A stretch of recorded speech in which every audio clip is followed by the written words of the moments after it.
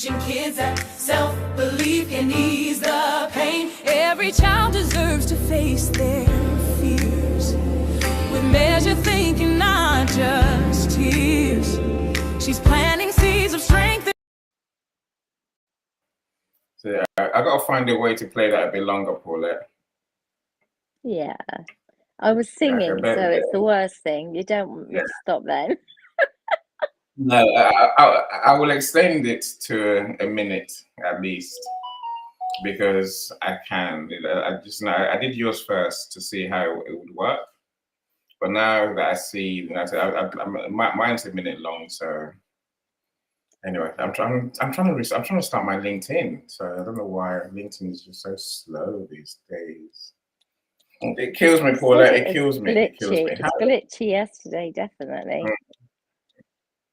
No, it's been that way for the last week or so. You know, I hear different things. That LinkedIn's trying to improve this events thing. Okay, excellent. All right, so we're here. We're live on LinkedIn. Are we live? Hey, hello we're everyone. Live. Are we live on YouTube? Here. Yeah, I should tell you in a second. So Ollie's here. The amazing Josh is here. Bethan's here as well. There's other people here, but they haven't commented yet. Please comment. Please say hi. You know, we'd love to welcome you. Yeah. So let me see. Is LinkedIn talking to Restream today?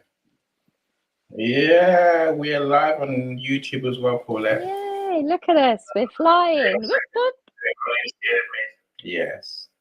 You know, I was going to do a show after this, and I thought, nah, I got things to do. I'm going to buy some food. So I should spend some time shopping to feed myself. That's very anyway, how are you doing? How's your day going? Yeah, day's not been too bad today. Yesterday was an awful day. Won't go into it, but it was a very bad day. My tummy and everything was really poorly. But today, some people would argue I ate too much chocolate. That's debatable, right? You know, what's too much?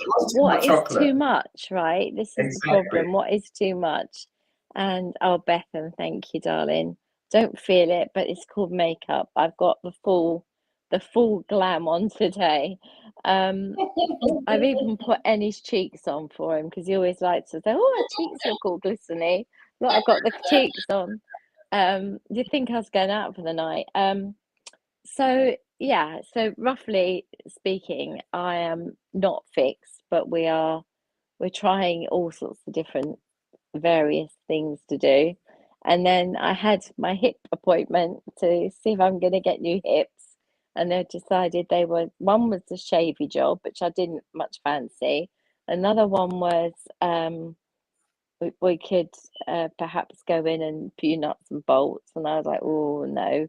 And then the only thing we could come up with that is not going in is they're going to go in with a knitting needle. I was like, that's enough. I don't need to know. I won't be awake. I'll be down that end. You be down that end, and just don't talk to me. And so we're going to go with some big old needles straight into the pelvis. But that's fine. That's fine. That sounds great. Calm's here. Michael's here. Hi. Yeah. So other people are joining as we speak. Brilliant. Well, listen, do you want me to get started? Because I know we want to try and get you to the shops on time. So I'm all right today because we'll finish at 4:30-ish. Before 6, right? Fine. Yeah. So Mary Kay's here as well. You know, I must stop calling her Mary Kay. Her name is Mary Kay, but you always call her Mary Kay. Yeah. So there's lots of people who said they were coming, and I really hope they do, because the thing about today, it's like our kids are more resilient than we believe, but children, I had 3 parents call me very quickly about what do they say to their children. What's happened? We lost you for a second. I was here. You disappeared. Okay, it was me that disappeared. Okay, so that's fine. That's fine. But I didn't go big, so that's not a bad thing. Here we go.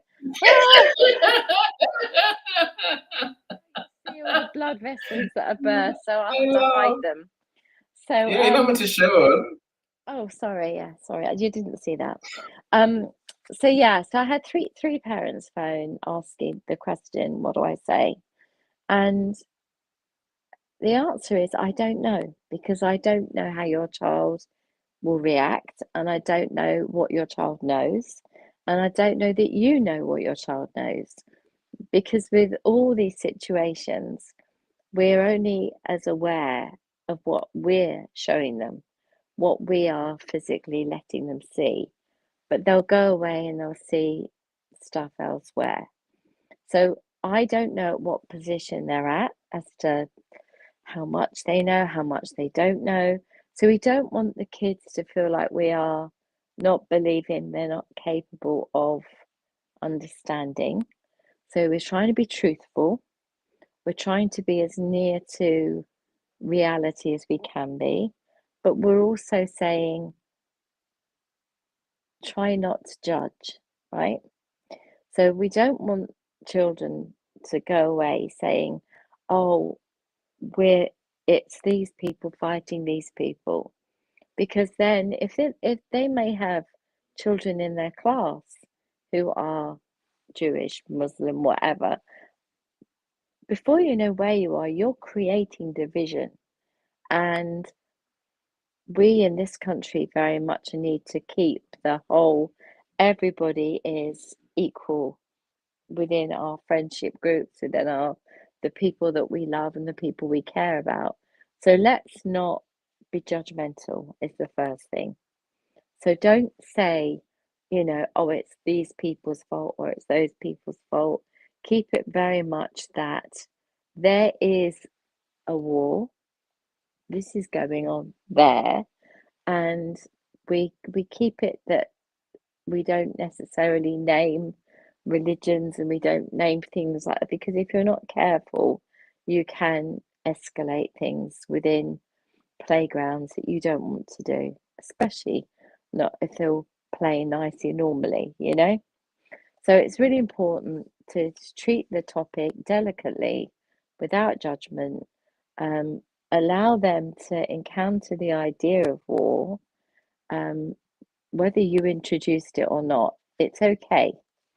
The goal isn't to shield them completely, but to frame it in a way that makes them feel that you've been truthful and it's emotionally manageable for them.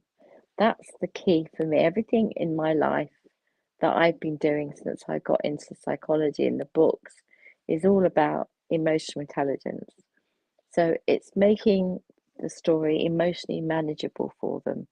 So giving it to them in the way that they feel they're capable of handling it. So sort of age sensitive, obviously.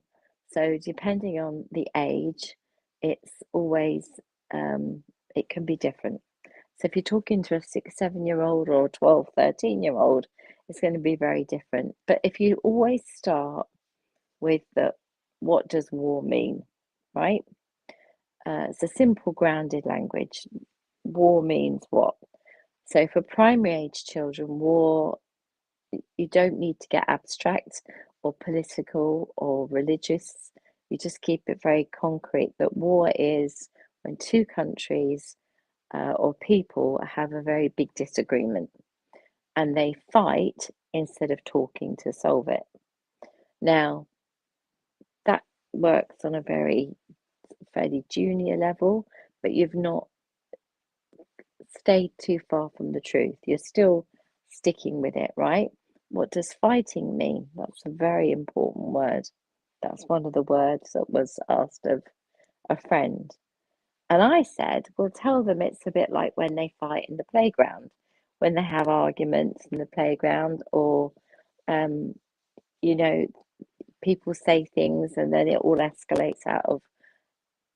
The only difference is these people have got weapons and they hurt people and places get destroyed. What does bombing mean? Well, you've seen pictures, have you? Yeah, I've seen pictures. When they bomb somewhere, it's gone. Could they bomb us? Are we going to get bombed? So they know that bombing is destruction. They know that from 4, 5, 6, just from hearing the word bomb, psh, blow. Everybody kind of gets that. Even like a firework is like a bomb in a way. It's an explosion, right? So buildings get damaged, hospitals get damaged, people potentially get damaged. What does death mean? Well, they know what death means because we've talked about death, they've talked about death, they might have had a granny who's died. They know that death means that people die. But what they don't understand is it might be that young people are dying. It might mean that people who are war soldiers are dying. So again, it's a body that stops working. They know that much. They won't come back. Hopefully they go to their heaven or the place they believe in. But keep it clear, keep it honest, not graphic. Graphic is not required. Graphic creates nightmares. And the one thing I always say is we don't want to add to this burden, okay? I think acknowledging fear is a good thing. Are you frightened? Are you feeling frightened? Is it that's like brought this on? And when they say yes, then you say, okay, well, fear is a completely natural reaction to this situation. And you can't say to them, don't have that fear, but you can say, but you are safe. So you're okay, you're safe. And they say, well, yeah, I'm okay today, but what if it gets a bigger war and will we get involved and what's going to happen then? And the answer is it's okay to have that fear. It's okay to have that worry. But what we want you to know is that right now you are safe. It's happening far away and you can not worry about it today. Take that worry off your plate. You don't need to have that worry. You are safe. So you can't give a guarantee because we'll never know. But what you can do is say, avoid giving that guarantee that you'll be fine and there'll be no issues. But what you can say is you are protected and it's happening at a distance. I think you can avoid the conversations at home, but in playgrounds, the conversations happen. They happen in different people's houses. Your child goes down to a house for tea and they have the news on. You don't normally put the news on. Next thing they know, they see all this going off, and it's just what happened to a friend. And they're watching YouTube or something, and all of a sudden, a YouTube video comes on. They've got headlines in newspapers that they see and read. Older siblings talk about things. Parents talk about things and think that little ears aren't listening when they are. So instead of waiting for you to have this, as my friends have said to me, what do we do? So instead of having that moment where you're asking, what do we do? How about you absolutely bring the conversation up, address it head on, and say, I don't know what you're seeing or what you're hearing, but you know what? If ever you want to talk to me, you must. You must feel that you can. I know there's lots of talk about war and things like that lately. I don't know what you've seen or heard. Bosh, open the door. Conversation can start. And I think that's really what we need to get to is get to the point where they understand that you are on team. You are with them, you're helping them address whatever their mind is going to. Correct misinformation. So if somebody in the playground has said, but the war's going to come here, you can say, well, to the best of my knowledge, it's not. No guarantees, as we said, but to the best of my knowledge, it's not. You can show them on a map or on a globe where it's happening. One of the children has been on holiday to Dubai, and so therefore the reason that they know, they've heard about Dubai, and there's been bombs in Dubai, and no, they were drones that were shot down, and this is what happened, and it's been explained.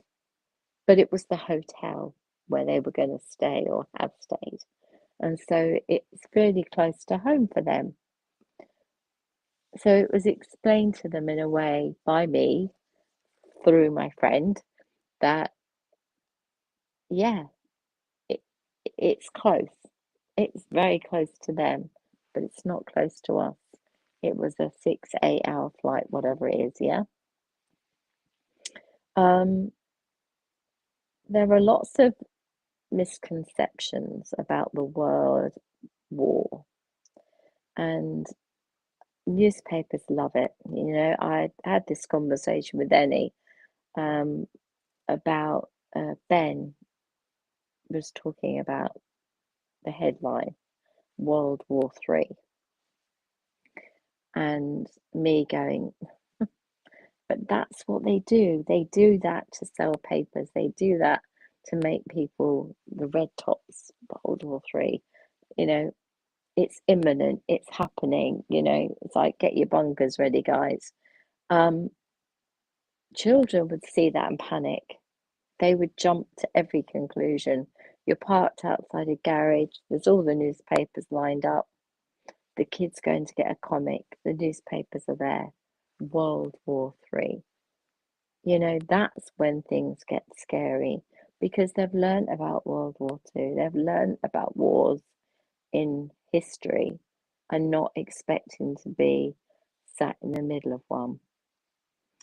So don't let them jump to extremes. Try to modify their minds so that they don't go there. They just sort of keep it real, but keep it straight and on the narrow so that they understand their little world is okay.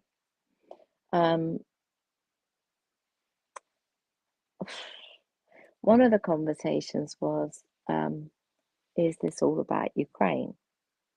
And my friend's children are Polish, or she's Polish, so they're half Polish.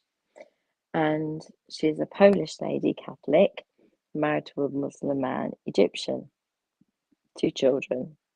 And is this about Ukraine? Is the war about Ukraine? And, you know, I had to sort of say, so Russia invaded Ukraine, and that was what happened. And then I was like, ooh, okay, how do I deal with this one? And I didn't want to offend Ahmed, so I just said, look, it's different, you know, there are lots of bad people that run countries. We have a government, we have democracy, and there are other countries that don't have that, and they treat their people very badly. And what has happened is a decision was made to stop them being treated this badly. Now, do I think that was the right thing to happen? If asked directly, I say, well, yeah, if you can stop someone being dangerous and if you can stop somebody hurting other people, but it's got to be get in, get out, do what you need to do, but then be on the way. Reverse, you know?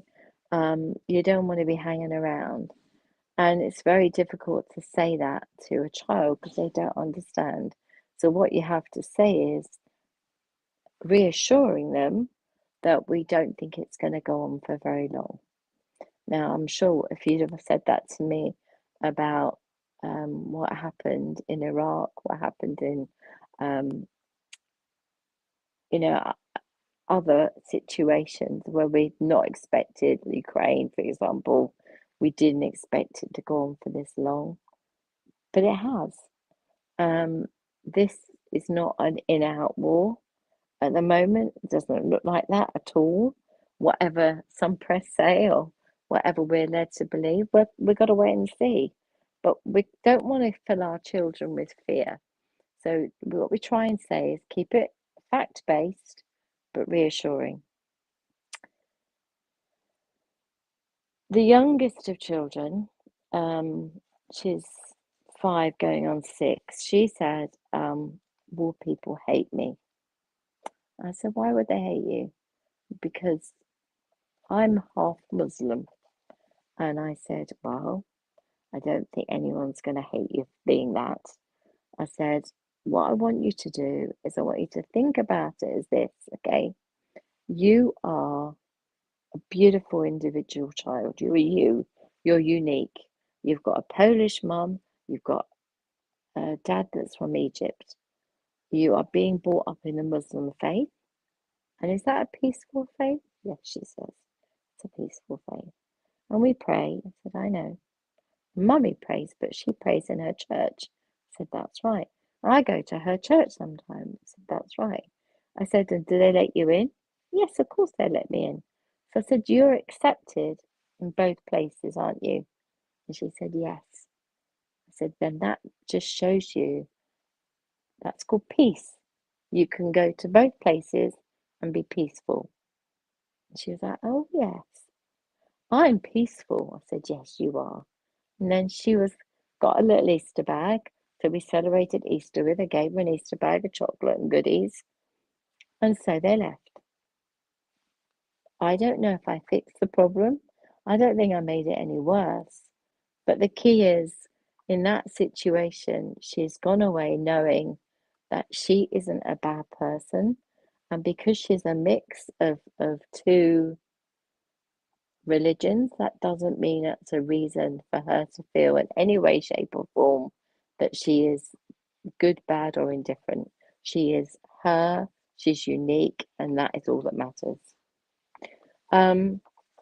Next someone was the older child, who is 7 going on 8, was when people were looking for places to stay, Anna put her house up as somewhere that had a room that was spare, and she was going to take a Polish family in, a mum and up to 2 children in 1 bedroom.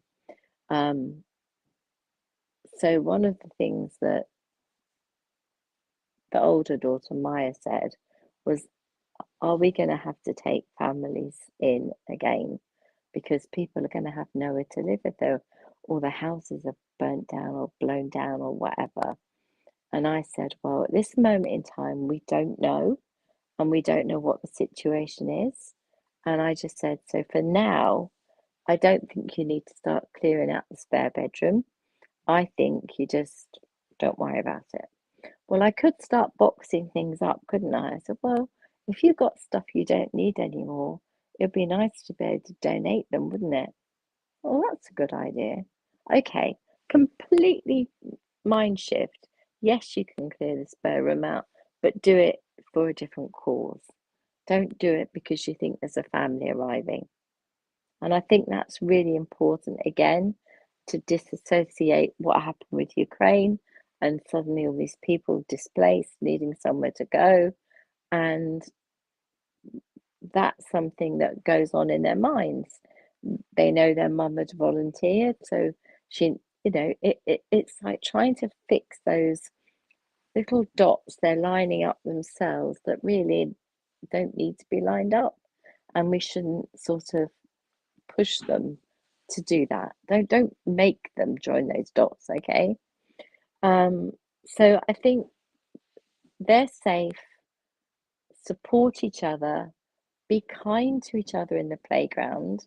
If somebody starts talking about my dad's in the military and I'm worried about him going off to, we live in a base area. We've got 2 big bases nearby, American bases. And, one of the kids at school said their daddy might have to go off, to war. And that's caused upset. And I just turned around and said, I think that what you say is, in that situation, all you can do is say, I'm really sorry, and I will help you and support you because I'm your friend. Leave it at that. Don't go anymore. Don't go into any detail because we don't know the detail. We've heard a 7 to 8-year-old, or I think she's 8 going on 9, has been told by her friend that her daddy might have to go to war because he is in the military. He's been doing training exercises at the base, and she's worried. But we can't change that worry. All we can do is refocus it to say, I'm really worried. I'm sorry you're worried, but I will be here because I'm your friend. And just leave it. No more detail.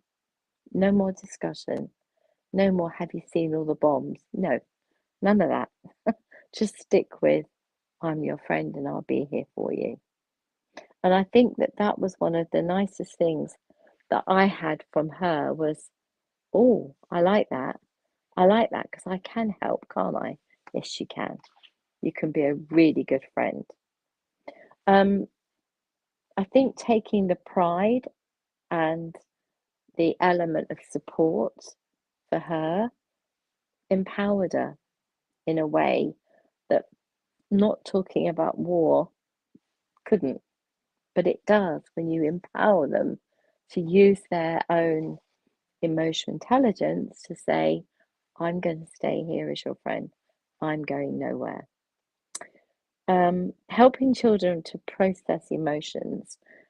If they're having trouble sleeping, if they get very clingy, if they start play acting war and bombing and things, that's when you know it's going round and round. That's when you have to sit them down. You start naming the feelings, finding out what it is that they're scared of, giving them the control to have those feelings, but then working your way back to you're safe. And then when they go to bed at night, they'll sleep because they're safe. For now, we're safe. Everybody's here, we're safe. And that's kind of the grounding you offer them. That makes a child feel like, okay, we're okay now. Whereas when they watch something, it's in their lounge. It's right near them. In fact, it's only 10 foot away. That's pretty close, right? And then when you show them on a globe that it's miles away or on a map, it kind of feels, oh yeah, there is this distance. But when it's on the telly at 10 foot away, it feels like it's on your doorstep. I think that's kind of like something to remember, that when you are seeing it on a screen that's nowadays, some of these televisions are like, I don't know, 40, 60 inches big, whatever, they're almost cinema screens, right? That's pretty huge when they do see something terrifying and it's in their lounge. It feels like it's in the room with them. And we have to differentiate what's going on there to where it is on the map. It's a long, long way away. I've got a couple of do's. Do watch the news occasionally. Explain if needs be. Turn off any graphic footage. They're usually pretty good at telling you if it's going to be graphic. I certainly would say limit any exposure. If it's continual and they want to watch it again, I remember my Ben was obsessed. He had to watch the news. But you can say we just only have it on once a day, because just like you worry, I worry. So I only watch it once a day. Oh, okay. Suddenly you're a grown up. You're doing the same thing as the grown up. If it's all right for the grown up, it's all right for me. So I think the do's are to let them have some exposure, talk them through it, and explain why you don't feed it to yourself either. I think by saying that, you know, the news can often be scary and it is in our room, and we have to remember where it is important. And I think the last thing I would say about that is that not everybody and not everything you see is going to make you a weapon. Not everybody wants to hurt each other. There are some people in that country that are bad, but not all the country are bad. That's the key. Try to make them understand, differentiate between the bad people and the good people. Just like in a playground, those that don't want to fight, stay away from the fights. Those that want to punch up, they join in. Children need to feel the world isn't just dangerous. They need to feel that there are areas of danger or problems. Just like I would say, would you swim in the sea in the UK? Absolutely. Because there are no sharks. Yeah. Okay. Would you swim happily in, say, Australian waters where sharks might be looming? No, maybe not. Same thing. You just bring it back down to sort of a level of what is dangerous and what isn't. And so that the whole sea isn't dangerous. The dangerous bit is where the shark is. If the sharks swim away, then they open the waters in Australia and say, there are no sharks, you can go in. If there's a shark sighting, everybody out. We've all seen Jaws, right? We don't want any of that. So we're trying to keep it so that the mind is seeing that there are places that are dangerous and there are lots of places that are. I do apologise. That would be my phone. So the next thing I would say is that offer them the advice that there are lots of doctors, hospitals, nurses, workers, Red Cross, if they know what that is, UNICEF, offer them lots of advice that there are lots of people there that are physically helping those that are hurt. And then also offer them the advice that there are lots of people that are there to try and talk things through, to try and come to a peaceful resolution, to come to a solution, to come to just like when mum might have to argue when 3 children all fighting, I have to work out who's done what, when they did it, how they did it, and come to a solution so we can all sit around the table and have dinner together without you flicking peas at each other, right? Same thing is happening over there, but on a much bigger scale. They're not flicking peas, they're getting angry, and what we need to do is calm it all down. They'll get that, they'll laugh about the flicking peas. And by bringing humour into it, that makes them realise, yeah, mum has to mediate with us all the time. So therefore, I understand what she's saying. I think I always say most people in the world are full of peace, love, and kindness. That's what I say to everybody all the time. Most of the world is full of love, peace, and kindness. Donate together. One of the things I said to my friend's little girl, if you want to start boxing up things, of course.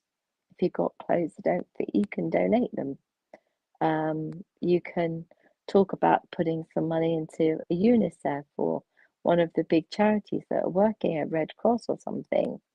But always emphasize kindness and local kindness, that there'll be people running around, rallying around those that are hurt over in that country. And then when you are having those conversations, finally, I just want you to say this, use very much an open conversation that is, you can ask them a question freely, you can mention something you said from school. Do you talk about it in the playground or anything? If you ask them, did they see anything like a headline that caught their eye? Is anything bothering you? You can do it in all kinds of ways.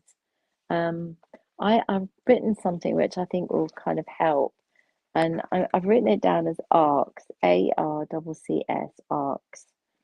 And the first one is ask, what have you heard? That's always the place to start, because you don't know what they know, and you don't need to tell them more, right? So ask, what have you heard? What do you know? The R stands for reassurance. You are safe. Okay, so that's the R. The first C I have is clarify. Give simple, honest facts and try and stay as close to reality as you can. The second C I've got is containment, which is limit overwhelm. Limit overwhelm detail.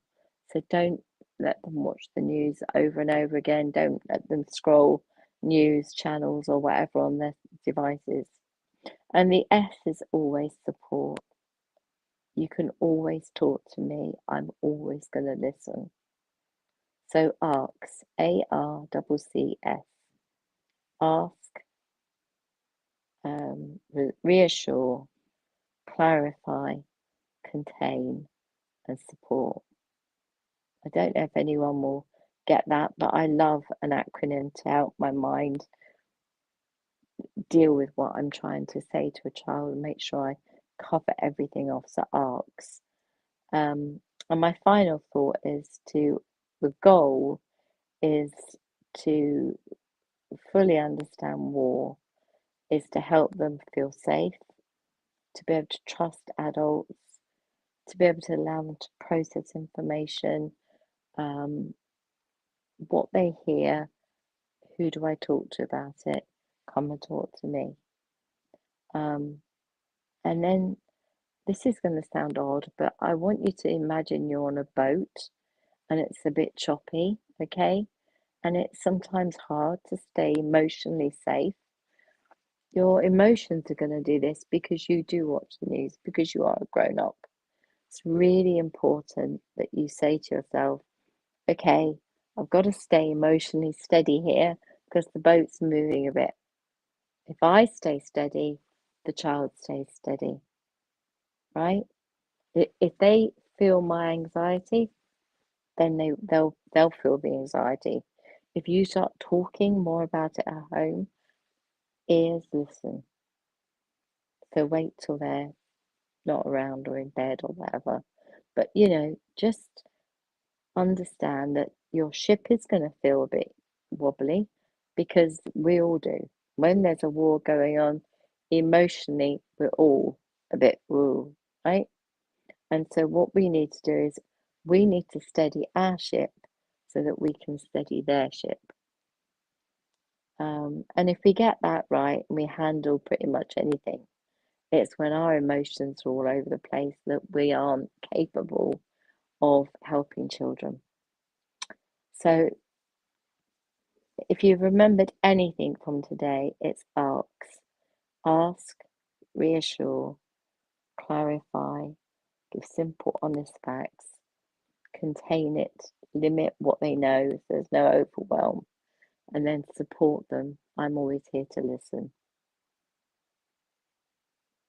I think that is the best way to handle pretty much anything, but certainly this particular topic, that should be a great way to deal with anything that comes up. And on that note, Annie, I'm going to pass it over to you, sir.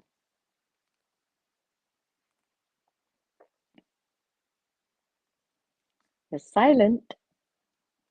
I can't see you. There you are. How did did that all make sense? Yeah, it's a big topic, right? It's a huge topic. I like when you said I got it down to 6 or 7 pages. Trust me, I could have gone on for 50. I say I like when you said that adults have their own anxieties as well. Adults feel, the fear, and it's very easy to convey that to our kids, I suppose. I mean, right. If you think for all of us who are here, which morning haven't you woken up and thought, I wonder what happened? and it's very easy to run down the road because I guess we know anything could happen, but kids of course obviously have the treasure trove of worries. Yeah, They do. and that's at all ages. Yeah. So, teenagers have their own. No, sometimes their own thoughts, their own beliefs. Which is sometimes guided by social media. Very much Sometimes so.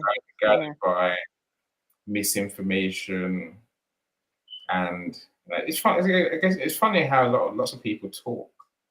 I'm always amazed to watch people talk these days on the TV, online, on YouTube videos, for example, and they speak as if they're speaking truth. But all they're doing is giving their own interpretation, their own version of truth, which is sometimes not very far from the truth, very far from reality. It's a weird thing in 2026. In our time, I think there that is so right. That and also the truth gets manipulated. So the truth has suddenly got a bias attached to it, and then before you know where you are, you're going down that route as opposed to staying on the straight. You start to veer off to the left or veer off to the right. That's when it's dangerous. Yes, especially what I think. No, it's all over the world. I mean, especially now this time we have a president who is loved and disliked in equal measure. Yeah. Some may say more disliked. So a lot of people will come out and spout just stuff because they don't like Trump or they like Trump, and then either way, I think everyone's confused. Never mind kids. Very much. Yeah. Yeah. Is there a Jack and Water wall in a book on war coming out soon? Coming out sometime. Yeah, well, it's well? kind of written actually, but the reason we've just held back is because we really wanted to get the first 3 in everybody's hands. We wanted to reach the millions as opposed to the thousands. Now I'm glad to reach the thousands, and I know you wanted to reach the millions too. And the website has had jackandwater.com has had so many views, and we've got the other one which is waterontheweb.com, so they're getting views all the time. Every time I come on stage and speak, it comes up, or they see it, or we talk about it, people look me up, they go to the website. Do they buy the books? No, they go and check me out. And they check my credentials aren't anywhere to be found. And they're like, well, who is this woman? What does she do? What do we know about her? Don't worry about me. I'm not important here. The important bit is the books, because they're going to help you. Because once you've understood how to handle any anxiety, those books help you through every transition in life. And the war book would have been perfect to come out. But then, do we want to give a book about war to a child who is trying to avoid that thought, right? It's like, do we just put it in libraries? Do we not hand it out to kids? Who do we sell it to? There's one of these there's a difficult moment where you can actually start a conversation which a child doesn't want. And that's the last thing we want to do, is actually be pushing it down their throats. So we kind of held back, and we've said, let's get these first 3 books into as many hands as we can around the world. And I mean, goodness, the other day they're in Belize, we've got them in Uganda, we've got them obviously all over the UK, all over the US. We are in Canada, we've got books in Australia. We are having these little moments all over the place. And I just want to see those books in as many hands as possible. And then we go, right, let's go with the next 3. Let's not do it as ones. Let's go for the next 3. But there's no point doing something. It's like, why bring out 3 more perfumes if the first 3 perfumes haven't sold? Yeah. But the war book is kind of like, it's Jack and I'll give you the premise. It's Jack and water, and everybody in the classroom is so excited about a coach trip to London. They really are. But Jack has seen a headline. His mum's poured into a garage, ran in to get a pint of milk. He's sitting outside a stand full of newspapers, and they're all the red tops, and it says, "A bomb in London." There was a bomb in London. That's what it says. And he's decided that he doesn't want to go to London. And everybody in the classroom is so damn excited about it. And he thinks he's the only one with a secret bit of information. So he decides to talk to Water about whether to tell everybody. And Water's going, oh, probably best not to, But I can tell my best friends. But if you tell your best friends, then they might tell other people. And before you know where you are, everybody will be scared. And he's like, oh, yeah. So what do I do then? Talk to mum.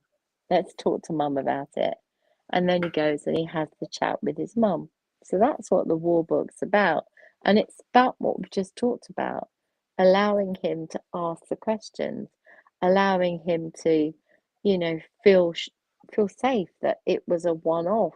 In fact, the bomb that they are talking about was an old World War II bomb that hadn't gone off, and it was found, and they had to blow it up because it was an old bomb, and they had to do I think it's called like a safety situation, controlled explosion. That's it. Yeah, I was going to call it a safety explosion, but it's a controlled explosion. That's what actually it was, and it wasn't, World War II bomb in London. Bosh, brain. Psh, you see. And what I'm saying to you is now, this is what kids are seeing. Let's read the comments, Annie. Yeah. Paulette, life gives you lemons. You gotta make lemonade, my friend. Come on now. I'm saying that this is like a gift in your hands in terms of strike while the iron's hot. I hear everything you say, of course I do. But context, helping kids contextualize the content. Yeah. Just think about it. I agree. Yeah. That's it's written, but it's just the whole idea that I didn't want to go with the next lot of books without all the investment to be able to do advertising and actually go, we hope to get some money in from the first 3 books, and then we were able to use that money to actually pay to advertise and go to, the sort of the Barnes and Nobles of this world, and the bigger outlets that get sold in the in the high street as well. But they're in libraries all over the world. They're just not in shops all over the world yet. Okay. And of course, I would say, the more the better, really. Because there's nothing wrong with a 4-book series. They can have a 4-book series, right? Well, as I said, the 6 books are written. They just haven't all been turned into proper books. Let's get them out, Paulette. Let's get them out. Let's get them out. When there's 6, people go shop and say, "Yep, there's 6 of them. I want to buy, all of them." That's the way series work. Well, I'd like them to say that about the 3, and they're not. So let's hope they start. The next one might be what moves them to say so. They might see that they're serious. This is not going away. This is here, and this is a resource. Mm-hmm. The War one's the one I need to read to start me off. Yeah. Anyway, I would say all that, right? I would say all that. Yeah, you're a publisher, I know. Mary Kay says, such an important topic right now. When I was 7 when Cyprus was invaded and occupied. My mum and dad made sure to tell us we were safe in Canada. Yeah, that's a message, right? That's a key message. You're safe unless you're in the war zone. Yeah. But again, but one to think about. Some kids will hold on to the other people who are being bombed, the ones who are the victims. They don't want to call it that. It's all right to think. We are anxious about ourselves, but some kids are very sensitive to those who are on the receiving end. For sure. For sure. Yeah.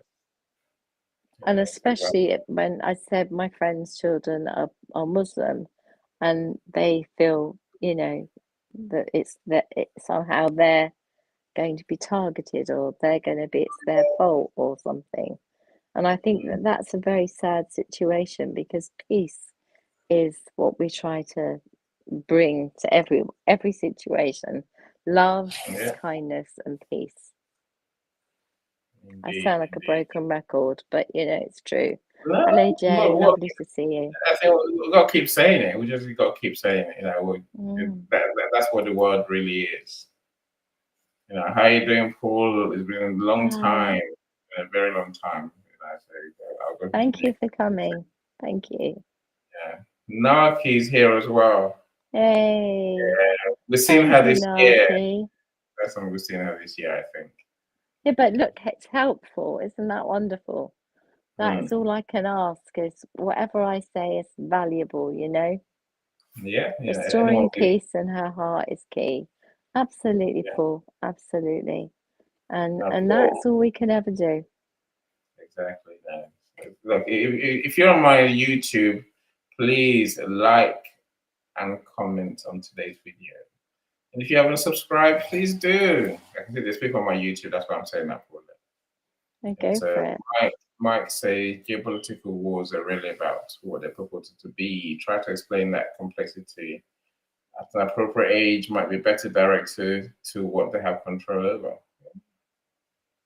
It's finding creative ways, isn't it? Because the facts, like we said earlier, the facts they're rarely the facts. But also, like I said, if you've got a 40-inch television or a 60-inch television screen, and that is in your lounge, and it's 10 foot away from you, and you're watching it, right? And you're seeing it happening, going out in real time, that is very scary, because you put yourself in the picture as if you're watching a movie, right? And I remember when the towers came down, and the first one went down, and I was like, I can't believe it. I just can't believe it. And we all had it on our monitors, we were turned over to watch it. And I had 6 monitors on my screen at that point, and they should all have been trading, but they were all on TV. And I had it coming at me from every direction, right? And then when the next one came down, I was like, no, that's not happening, right? Somebody will take that plane out. That won't happen. And it was just heading, and I could see it heading for the tower, and I kind of wanted to swat it. And I was thinking, why is someone not blowing it out of the sky? Why isn't somebody doing something? And it didn't, and it happened. And like I said, I almost wanted to sort of sort it out the way.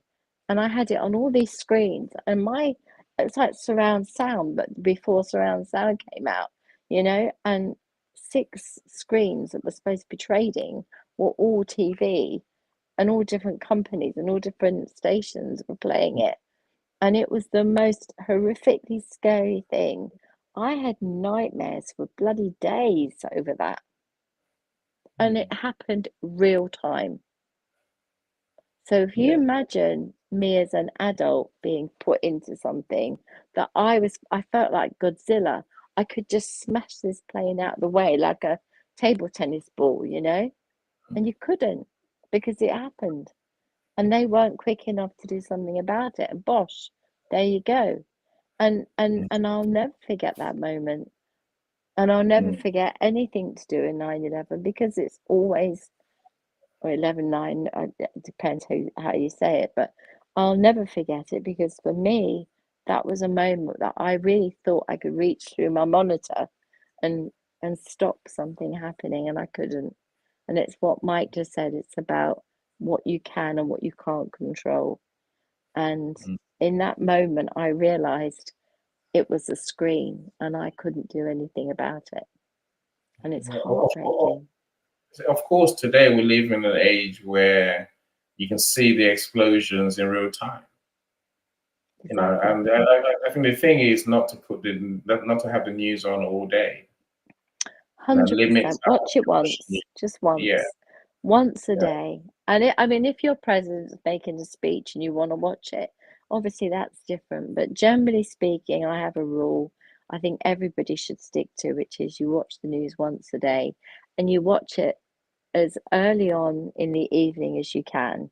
You don't watch it just before you go to bed, right?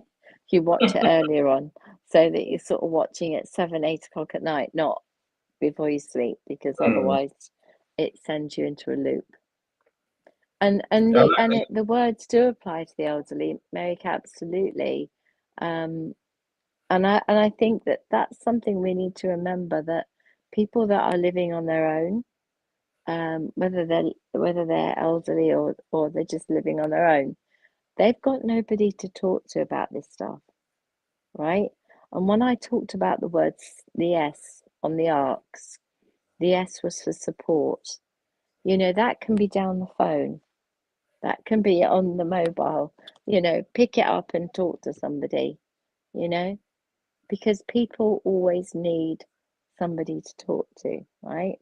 They need to be able to download it.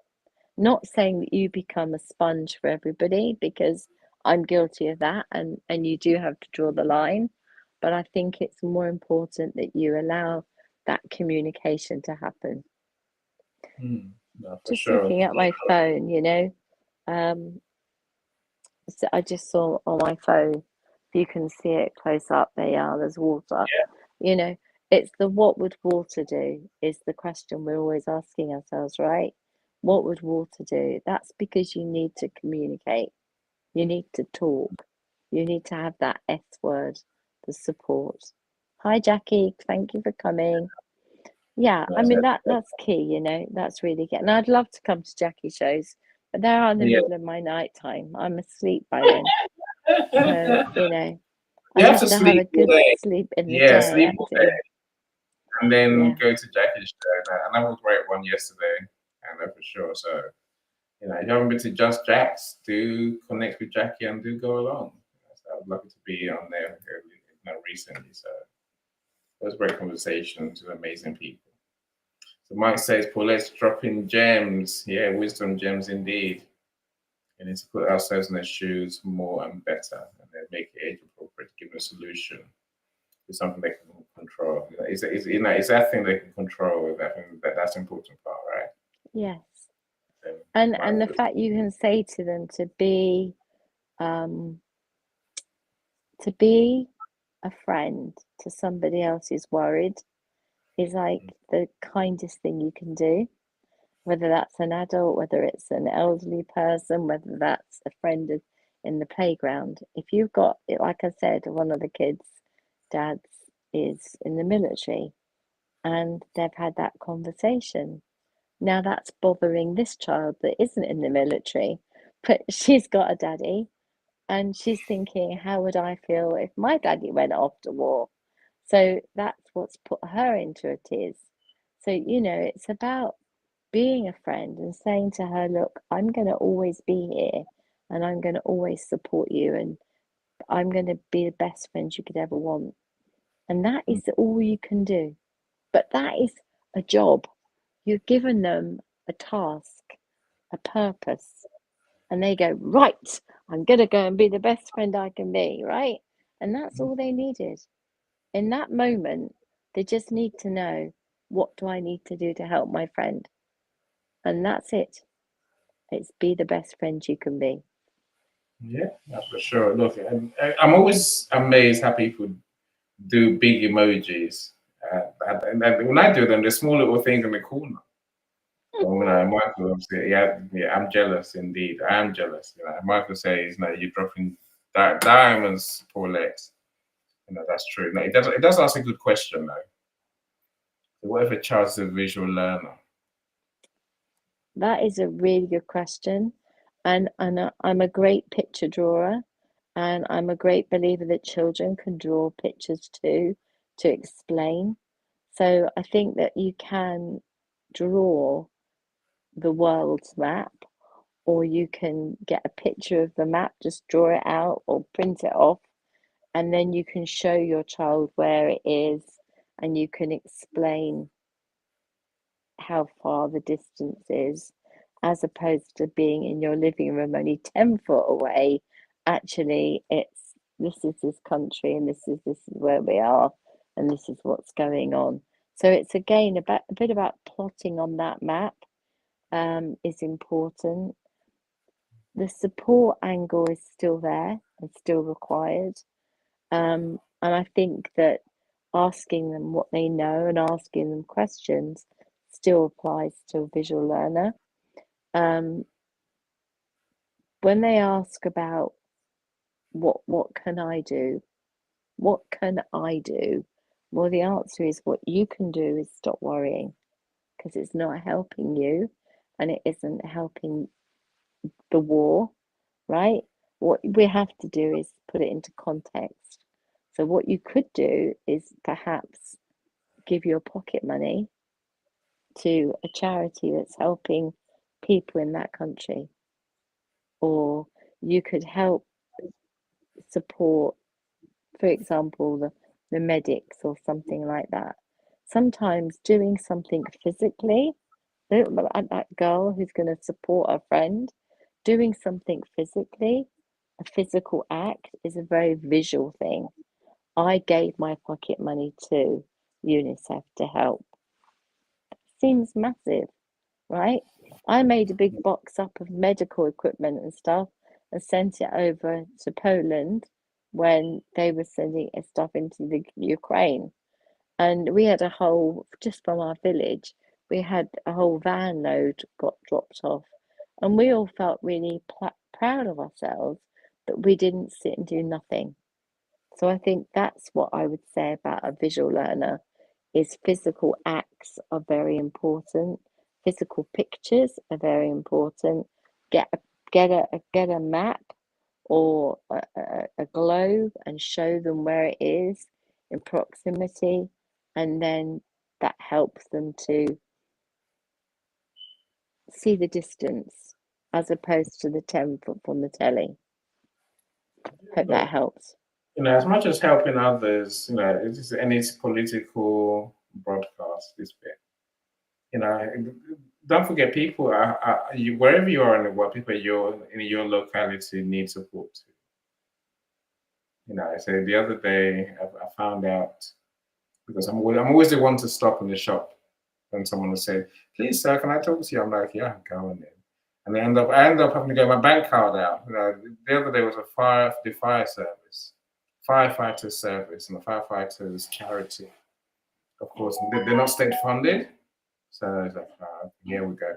Then before that, a couple of days before that, it was the air ambulance service. I live in Cornwall, so we have an air ambulance. So and they need donations too. If you want to donate to someone, donate to them as well. Don't ignore them. Donate to I think that's that. It's the physical act of the doing something is the key. It's feeling like you're made an effort to help someone somewhere along the way. Even if you don't give money, but you give some old toys or clothes to Oxfam or somewhere, then that money goes back eventually to do good. So it's like that. It's about how can I help? Well, in this current situation, the only way I know how to help is to do something. So the doing is what helps children. They're helping others. Yeah. And it's the empowerment you give them by allowing them that opportunity to do something is huge. Awesome. Now, Mike, thank you for restating the ARCS model that Paulette came up with. So ask, reassure, clarify, contain, and support. I like that. Yeah. So we always need a reminder in the comments Mary Kay, yes, no, I think a lot of people just spout stuff. They just spout stuff, and I think maybe we need to be mindful where we are getting information from. So I mean, that's no, like I said earlier, I'm always amazed at how different the same story can be spun a million ways, which is just remarkable. I don't know whether when we're young, Paulette, there was one source of news. No, at least there was few sources of news. There was 5 channels. Yeah, three at best of times. And but now, God, you have so many, and they always find some expert who will say what they want them to say. When the expert doesn't say what they want them to say, they suddenly get yanked off the screen, literally. Thanks for that. Let's go on to the next person. Is gonna stick to our message.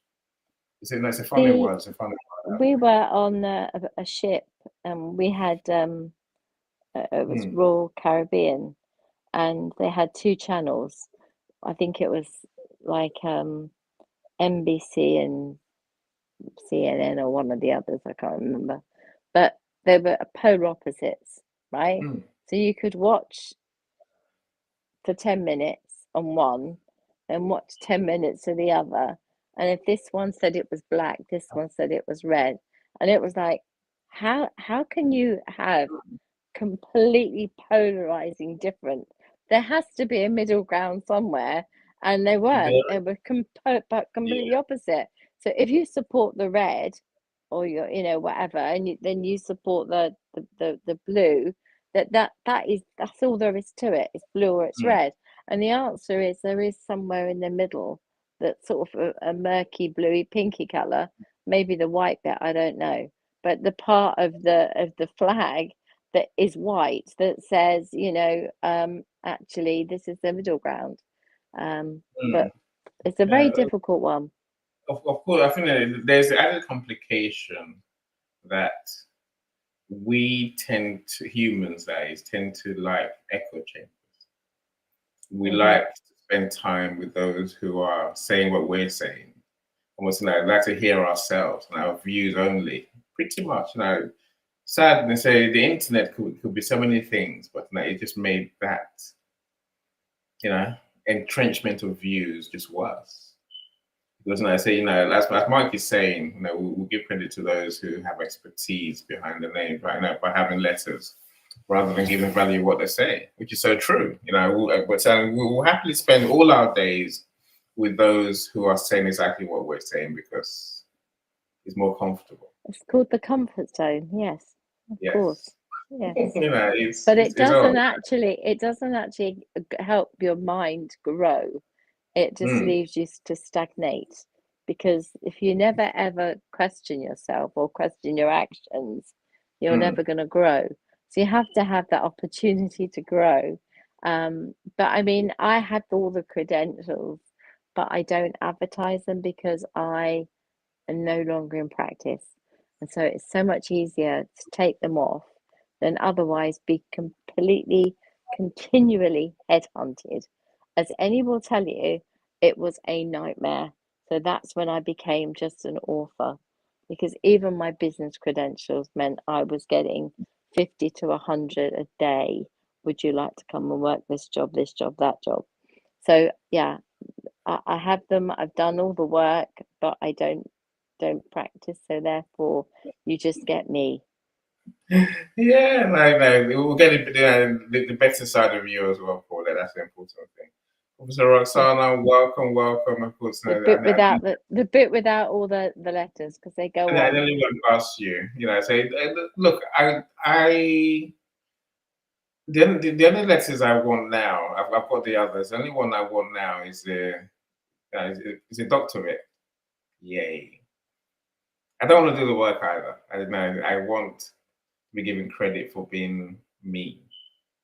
An honorary doctor. An honorary doctor, yeah, right. It's possible. It's possible. I would use that one. So I don't use the other. I don't need to use the others. Yeah, so I told someone yesterday. It's always amazing when you walk into a space and people judge you straight away. Yeah, there's many topics here, Paul. And I said, let's say the first one is how you dress. I was going to talk about this in my next event after this. What if room? But I thought I'll do it in a couple of weeks' time. So I've got things to do, right? And I'm always, but it's what any does. I want people to look at me and make a judgment, and then a few minutes later be like, "Wow, got that wrong." When I same as like when I wear my bright colored suits. I want them to think, yes, now is he a clown? He's come today? No. But I think we're very quick to judge and assign credibility. And we're very quick to accept anybody that's got a white coat on. In the olden days, if they had a white coat on, then that meant they were a doctor and they could tell us anything. And we were like, okay, yeah, we'll do it. What was it we have to drink? 3 gallons of salt. Yeah, I'm Nigerian, so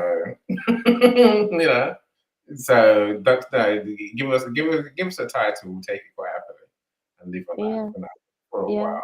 But I think the whole point with any of this, we're not dissing education, and we're not dissing titles, and because you have to work hard for these things. I know I did, but the point I'm making is that I don't believe that for me to be able to come on here and give information to people, I need to advertise what I can and what I can't do. No, but you did need to give value. That was Mike's comment. Mike, enjoy your day at work, my friend. And I said, he was on his way to work. Saying I think his comment was that it don't see the obvious value for people who don't have those qualifications. I'm all for getting qualifications. I think knowing, and knowing how to think, knowing how to be impartial, knowing how to be objective, knowing how to be accurate. These are things that we learn through education. And maybe from reading books as well. And I think there's no harm in having knowledge, surely. Really not. And we need to give people credit. Let's not give people credit. We need to come equipped to give something useful. So too many people are just talking these days. You just think, stop talking, please. Please. And it goes beyond just talking. It's people trying to sell you stuff. Again, it's not the qualifications, Paulette. Is misunderstanding the need for credibility and trust. That's what drives me crazy. You're mute. You're muted. I lost your volume. Where have you gone?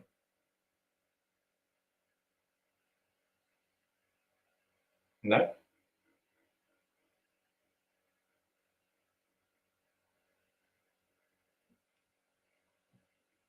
Do you have to go and come back in? Is it me, or can you hear Paulette in the audience? Try that now. You're better, much better. We can hear you again. Yeah, thank goodness. I was concerned. Sorry, folks. My ears have run out. Ears meaning these things, So no, I think the key with all of this information that we're bombarded with daily, trust, kindness, expertise, being there for people, showing up, all of those things blend to make you a whole. And that whole is somebody that you will listen to, and you will take on board what they say, and they will use what you say as beneficial. If you don't have that sort of position, if you don't hold that position, you might be sitting there talking to the wall. And trust me, I could do that too. But I don't want to sit and talk to a wall. But, one thing I really, really do believe is that we need to build that relationship first. And Annie and I spoke about this a few minutes ago. Knowing the people you're talking to, understanding why they're doing it, getting to the point where you say, listen, the benefit of coming to one of our sessions is you leave with a little bit more than you came with, Mm. right? Mm. If Yeah, you just they're went, if you better just person. went away with something, a little something that was said, then it was worth coming, right? And Yeah. that is all that matters to me. You know, whether you're here for the whole time or whether you're here for 10 minutes, it doesn't matter. If you gain a little something from what we've spoken about, the comments alone will explain what we've been talking about, because Yeah. people take it on board and they really do listen, and I'm forever grateful for that, because I believe that then people watch it on YouTube or watch it on the, what is it called, replay. You know, they'll watch it on the replay, and then they get something from it. And when I come to my comments underneath, I always have to keep going back, because there's always so many more people have watched the replay, you know. Yeah. Yeah. And that to me Well, means that there's a benefit, right? yeah, it's giving value, like you say, making people's lives better as a result of listening to us. You Yes. know, whatever that means. Sometimes it's entertainment, Whatever sometimes you're wearing, Annie, it's whether you're wearing white paint on your head or not, it doesn't matter. it's Nobody's not my questioning fault. it, you know. And so I live in So a house without a mirror, so literally, I can't see until I get on screen how I'm meant to look. And sometimes I just look the oddest. The other day, I got my car and I thought I had two eyes where I forgot to shave two bits of my head. It wasn't there. It was a reflection. But I would have to accept that was my reality for the day, right? Yeah, I was in the car, so I wasn't gonna come back in and shave my eyeballs off my head. But it's funny. I don't know. I think there was once as well where I did a show. I think it was no, I went to Queen Leah, work with Queen Leah, talking about like, people who do give value.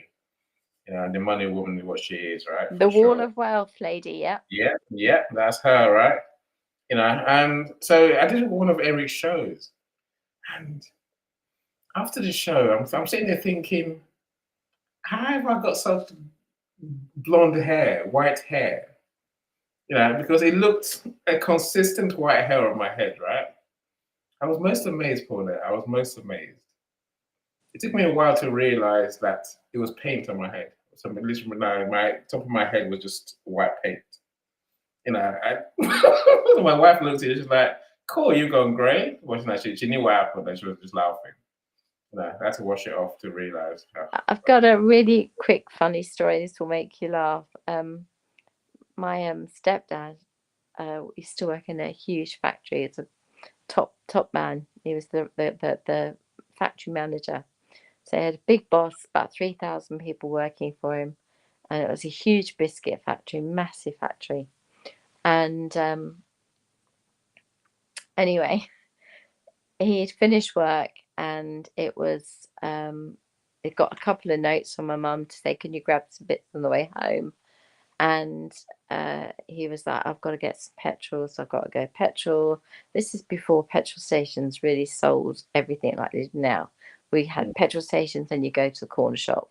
So I went to the petrol station, and he got his petrol, and he had a Mercedes, a big Mercedes at the time, and he sort of strutted over to go into the shop and pay, and he said, the girl behind the counter went,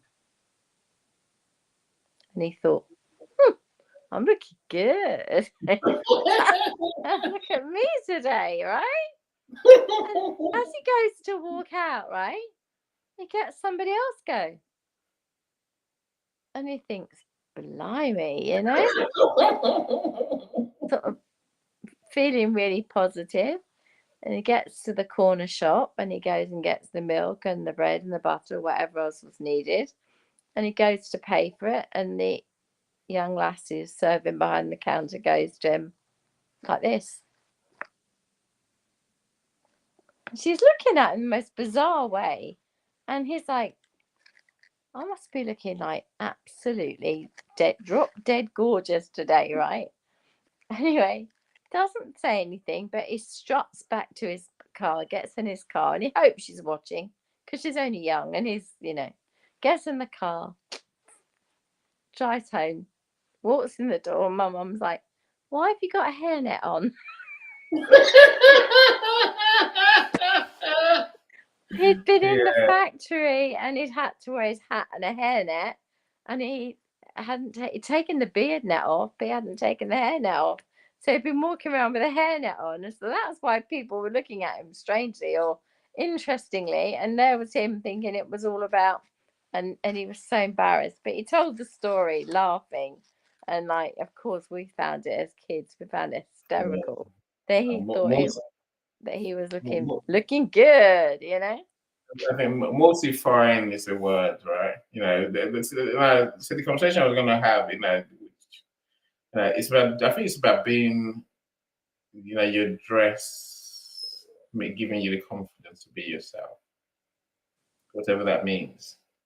Like you mentioned your makeup earlier. I'm saying it's about getting ourselves dressed ready in a way that. Well, I was very aware that I've got unfortunately I've been pretty poorly, and I broke a lot of blood vessels in my throat and my neck, and it looks like someone strangled me. I've got like lines, or I wasn't going to go into too much detail, but all down here. We still can't say. That's what you're big. I'm quite pleased if you really genuinely can't, because I did well with the old makeup, but it was awful. So my whole throat, my neck is like red lines. All the blood vessels have burst, and I sort of looked in the mirror and I went to Charles, I look like I've been like strangled or something. It looks awful. So we sort of lathered on the old slap just to make sure that it didn't look awful on camera. Especially when then he puts me on the big screen. That's horrible. That's like, oh no, now you're gonna see. But it's more about not worrying you and thinking that Charles is trying to get rid of me, because we know he all is. Interesting. David's in Thailand. Are you on holiday?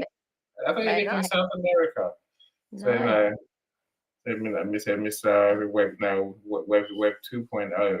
If you wonder what the metaverse looks like, talk to David and look at Hello LLC. I haven't seen you for a while, David. No, thank you. So Mary Kay is on. She's got to go. But no, thank you for a beautiful supportive conversation. That's to you, Paul. Very welcome. Very welcome. Very grateful for everybody that comes to the rooms, because you could be anywhere else, couldn't you? You know. Your time is valuable. We appreciate you spending your time with us. Look, I think the advice, as Mike says, we need to step out of our echo chamber, and just be considerate. Use your ACT model, how we can support children in these very, very difficult times. You'd be amazed how many kids struggle. So, if we struggle, then kids of all ages, boys and girls, they struggle too. And they do pick up from you. Whatever is going on in your mind is just translated straight down to them. Even when you try to think it isn't, it is. For sure. Now, let's end, with the Jack and Water song that Mike wrote. Mike always creates these amazing songs for all of us.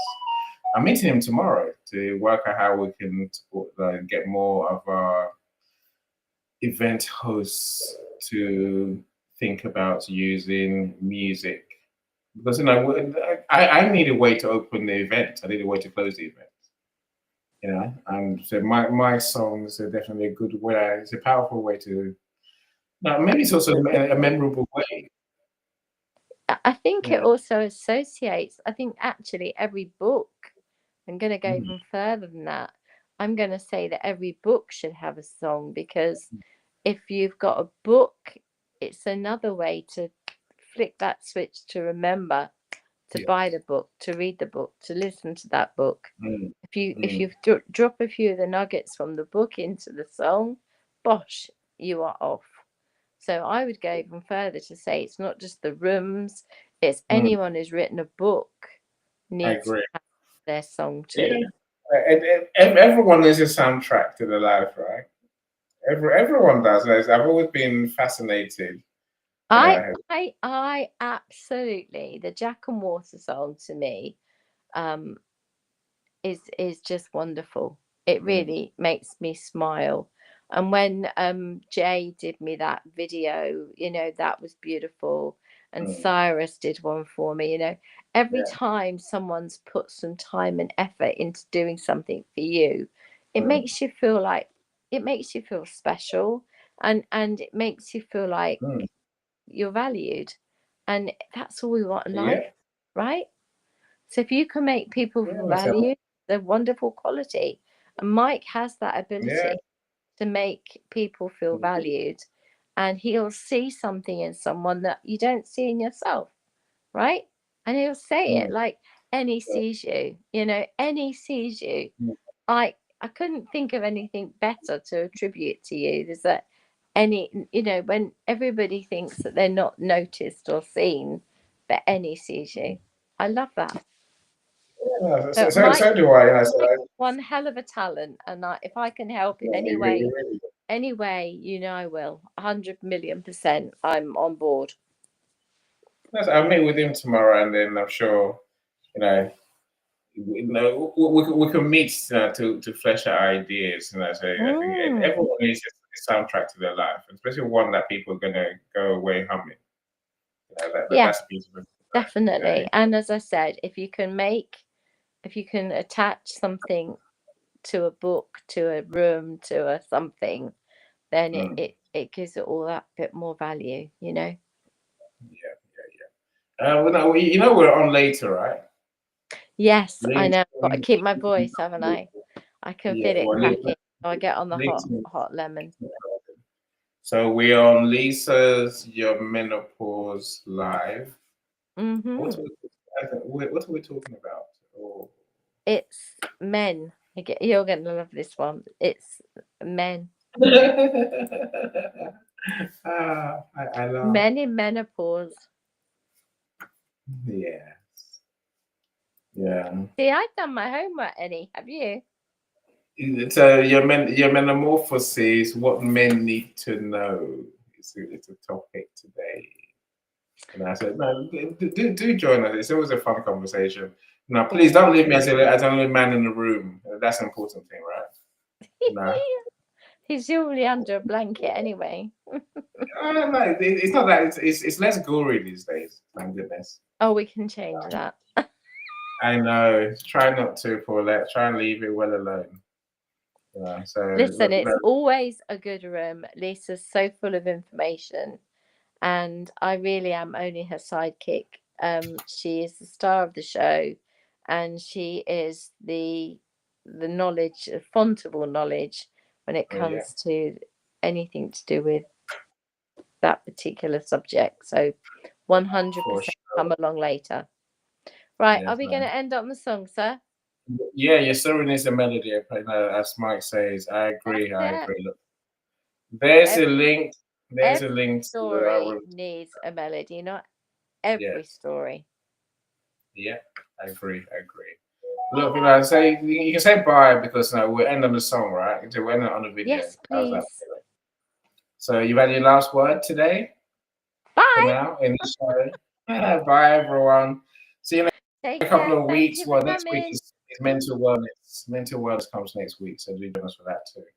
Connect and go and check out the Jack and Water books. And the website, go and have a look. Go buy the books, please. Bye, everyone. Bye, everyone.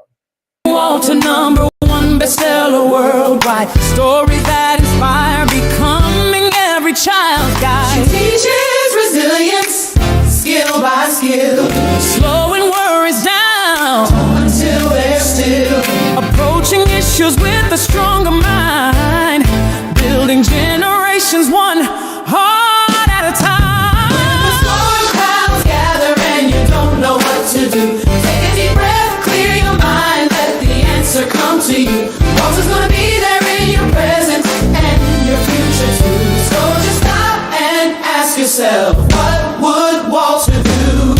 What would Walter do? What would Walter do? What would Walter do? Not for profit, but for every child's right to handle smaller challenges, to stand and fight. The bigger stuff takes longer, that's okay, but confidence begins with what we do today. Trust